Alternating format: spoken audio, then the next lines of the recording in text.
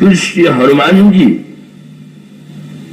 मां के पास आए हुए हैं, और मां के पास आए हुए का सांकेतिक अर्थ है कि सचमुच जो श्री राम ने उन्हें नहीं दिया था वो श्री सीता जी ने उन्हें दिया, मां ने दिया। ये मां ने दिया का सांकेतिक अर्थ ये है। और मां ने दिया तो पहले तो बल दिया, शील दिया, अजर और गुण निधि होने का आशीर्वाद दिया, पर आशीर्वाद देने के बाद स्वयं जो उनकी निधि है मां और दे देती है बड़ी सरलता से, पर प्रभु को देना तो बड़ा कठिन है। पर उन्होंने तो श्री हनुमान जी को वह भी दे दिया। जब देखा कि पुत्र तो इतने में भी कुछ प्रसन्न नहीं ले रहा है, तो अंत में मां ने वो अपना सर्वस्व, अपनी निधि अपने इस लाडले पुत्र पर लुटा दिया। उन्होंने यही कहा कि अब मैं तो यही कहूंगी कि पुत्र हमारे प्रीतम प्रभु जो है वो सदा सदा तुमसे क्षोभ करे, तुमसे क्षोभ करे में बड़ा अंतर हो गया। ये आशीर्वाद देना और बात है। स्वभाव तो ये होता है कि जब किसी का प्रेम प्राप्त होता है तो ये चाहता है कि केवल मेरी ही वस्तु रहे, दूसरा ये किसी दूसरे से प्रेम न करे। ये तो चाहे भले ही सहले प्रेमी लोग कि अच्छा दूसरा इनसे प्रेम कर ले, पर जिनसे हम प्रेम करते हैं वो दूसरे से प्रेम करने लगे, ये तो कुछ ऐसा ही ऐसा लगता है। बड़ी विलक्षण विलक्षण पुराणों में कथा आती है, वो आपने दोहा सुना ही होगा। आओ प्यारे मोहना पलक मुदित तो ही देव, ना मैं देखूं और को। यहां तक तो कोई बात नहीं है, पर दोहे कांते मांग है, वो कहती है ना कोई देखन देव, न मैं दूसरे को देखूं और न तुम दूसरे को देखो। तो प्रेम के में अधिकार की वृत्ति तो ऐसी होती है, मदीयता में तो ऐसा है। पर धन्य है हनुमान जी। मां हनुमान जी को सब देने के बाद अगर ये भी कह देते कि हनुमान तुम प्रभु से प्रेम करो तो भी कोई बात थी। पर जब उन्होंने कहा कि हमारे प्रियतम तुमसे प्रेम करें, तो संसार में केवल मां ही ऐसा कर सकती है, कहा और कुछ नहीं करेगा।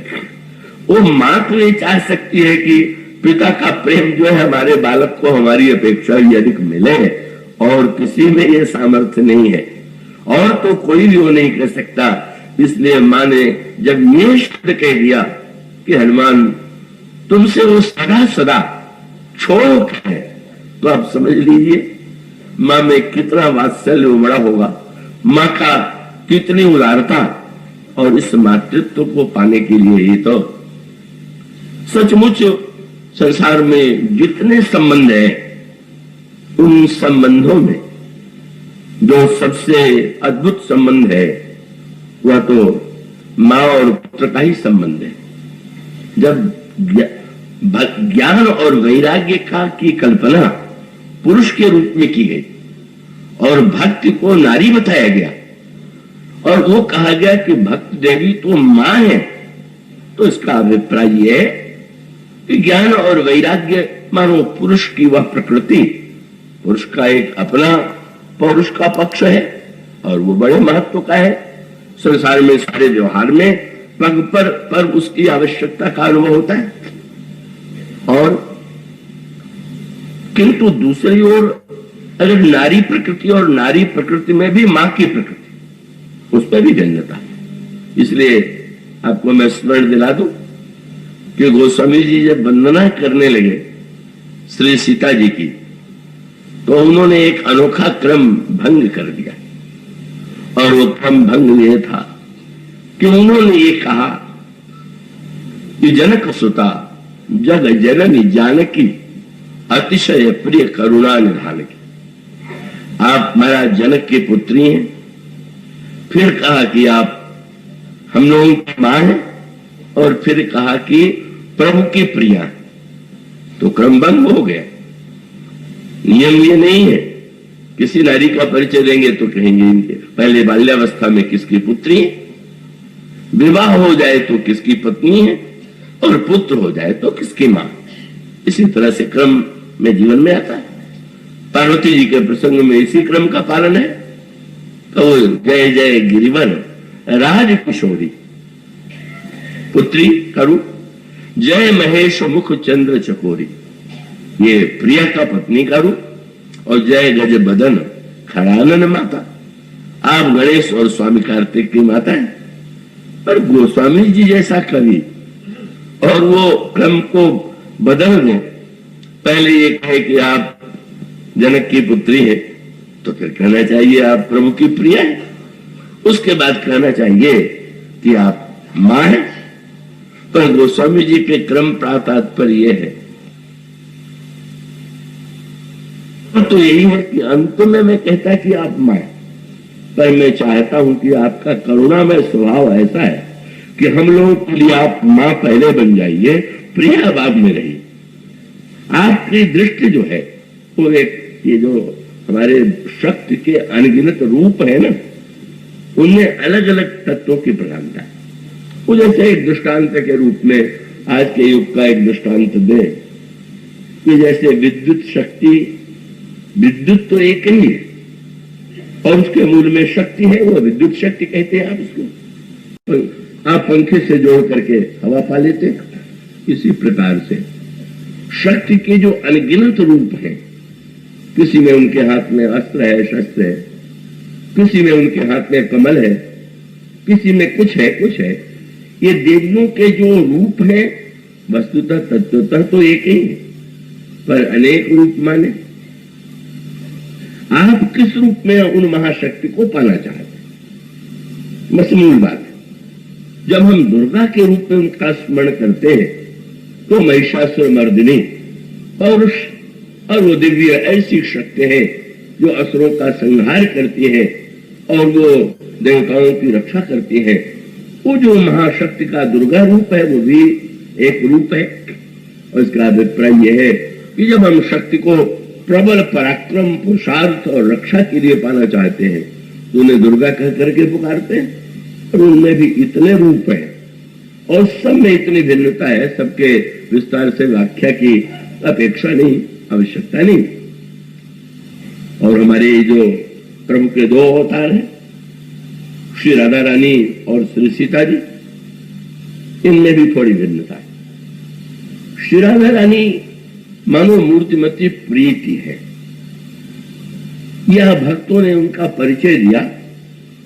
तो श्री राधा रानी क्या है, वह वृंदावन में प्रसिद्ध पद है। किसी से पूछा गया कि श्री राधा रानी का शरीर काहे का बना हुआ है, तो ध्रुवदास जी ने लिखा कि मुझे तो लगता है कि श्री राधा रानी का शरीर जो है किसी और धातु का नहीं, तब काहे का है। बोले प्यास ही को रूप मानो प्यारी जी को रूप, मूर्तिमती पिपाशा, जैसे प्यास ने ही शरीर धारण कर लिया हो, ऐसी अनंत पिपाशा, वो ऐसी प्रेममयी है। वो शुद्ध का वृंदावन में रसिक भक्तों ने जब भी उनकी कल्पना किया तो केवल प्रिया के रूप में किया, मां के रूप में उनका स्मरण नहीं किया जाता। और उसका अभिप्राय है कि वहां पर वात्सल्य और करुणा पक्ष की प्रधानता नहीं है, वहां पर प्रीति पक्ष की प्रधानता है। केवल शुद्ध प्रेम, अनवरत प्रेम श्याम सुंदर को छोड़ करके वे कहीं कहीं उनकी दृष्टि जाती ही नहीं। वो श्याम सुंदर वो एकाकार हो चुकी हैं। यही है उनकी प्रीति और पिपासा का रूप। पर ये जिनकी कथा चल रही है वो श्री सीता जी, उनका परिचय रामायण में कोई पौरुष के रूप में, दुर्गा के रूप में रूप नहीं है। यद्यपि वो अद्भुत रामायण में उनके उस रूप का भी वर्णन किया गया है।